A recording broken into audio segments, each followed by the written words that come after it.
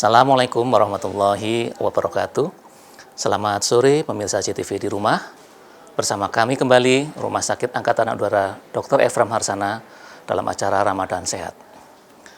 Pada kesempatan sore hari ini, saya Dr. Catur Budi Winarko, spesialis bedah, akan berbagi informasi seputar penyakit usus buntu atau dalam bahasa medis sering disebut dengan apendisitis.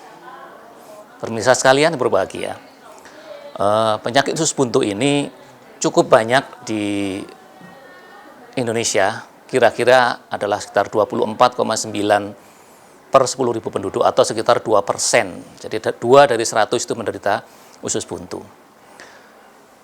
Pemirsa sekalian, usus buntu ini sering diderita oleh pasien-pasien dengan umur sekitar 10 sampai 40 tahun.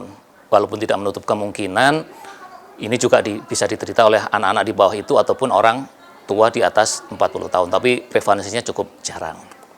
Usus buntu ini bukan penyakit usus yang bolong gitu ya. Jadi intinya kalau kita lihat sebenarnya usus itu bolong. Jadi apa itu usus buntu?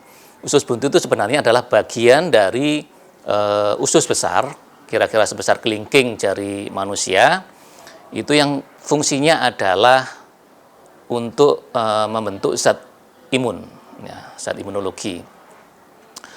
Kalau kita sering beredar mitos di masyarakat bahwa usus buntu karena sering makan pedas, kena jambu biji dan sebagainya. Sebenarnya itu bukan begitu ya. Memang ketika dioperasi kadang-kadang di dalam itu ada sesuatu yang mengeras, yang mirip dengan biji cabai ataupun biji jambu biji. Tapi sebenarnya bukan itu. Usus buntu itu terjadi karena infeksi ataupun peradangan di usus buntu tersebut. Sehingga usus buntu yang organnya sebentuk kelingking ini, di pangkalnya itu ada lubangnya. Dan lubangnya itu buntu karena inflamasi. Nah, penyebab inflamasi ini macam-macam. Yang pertama bisa jadi dari infeksi itu sendiri. Yang kedua, ada penyumbatan dari benda asing. Mungkin dari feses yang mengeras, ya, atau kotoran yang mengeras menjadi membatu. Yang ini yang sering disebut sebagai orang menganggap bahwa ini adalah isi jambu biji atau isi dari cabai. Ya. Kemudian juga bisa jadi infeksi parasit, cacing yang nyumbat di situ, bisa terjadi sumbatan. Atau juga karena penyakit tumor yang menyumbat di situ. Nah, apa gejala usus buntu ini? Kalau kita melihat, usus buntu ini sangat kadang-kadang sering dikaburkan oleh penyakit MAH. Ya, karena awalnya memang seperti penyakit MAH, hanya sakit di ulu hati, kemudian tambah lambat tambah parah, setelah tambah parah, beranjak ke kanan bawah. Nah, semakin lama semakin parah, sehingga dapat mengakibatkan usus buntu tadi itu pecah. Kalau pecah, bisa dibayangkan di situ kotoran banyak sekali di situ menginfeksi seluruh perut. Nah, ini yang berbahaya dari usus buntu itu.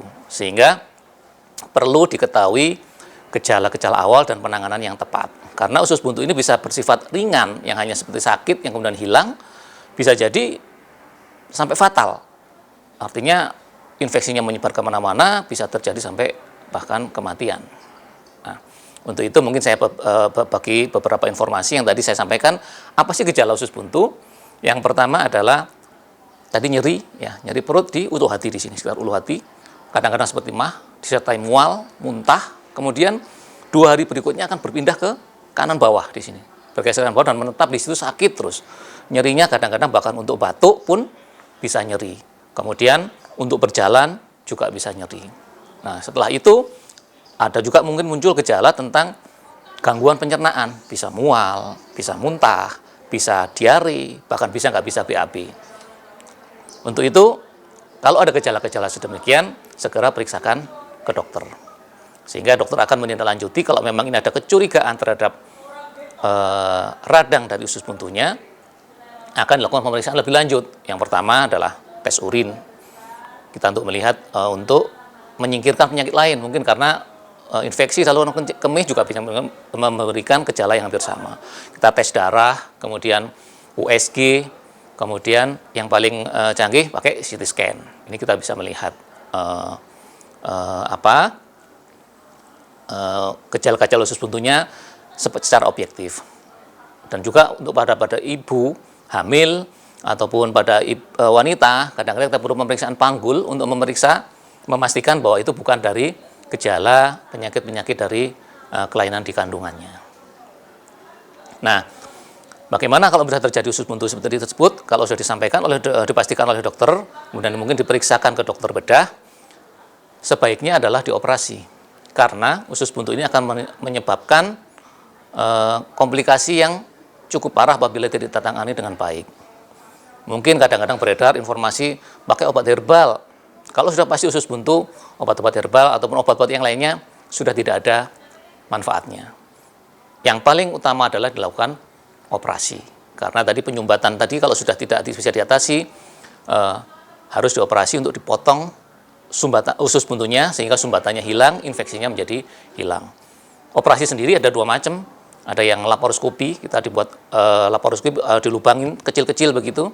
Ada juga yang laparotomi. Laparotomi itu pembukaan dinding perut sehingga kita membuka di situ, kita cari usus buntunya, kita potong, kemudian kita tutup kembali. Kalau apabila itu terjadi komplikasi sampai terjadi nanah ataupun infeksi seluruh perut, maka harus dioperasi lebih besar lagi. Nah, untuk itu, supaya itu tidak menjadi parah, segera periksakan diri apabila ada gejala-gejala yang muncul yang sudah saya sebutkan tadi di depan. Sehingga dengan terapi yang baik, ini usus buntu angka kesembuhannya adalah di 100% sehingga tidak menimbulkan komplikasi yang tidak diinginkan. Demikian pemirsa informasi yang dapat kami bagikan mengenai penyakit usus buntu ini. Salam sehat dari kami, Rumah Sakit Angkatan Udara Dr. Evra Marsana Magetan. Semoga kita semuanya selalu sehat dan diberikan keberkahan dalam bulan Ramadan ini. Terima kasih. Assalamualaikum warahmatullahi wabarakatuh. Selamat sore.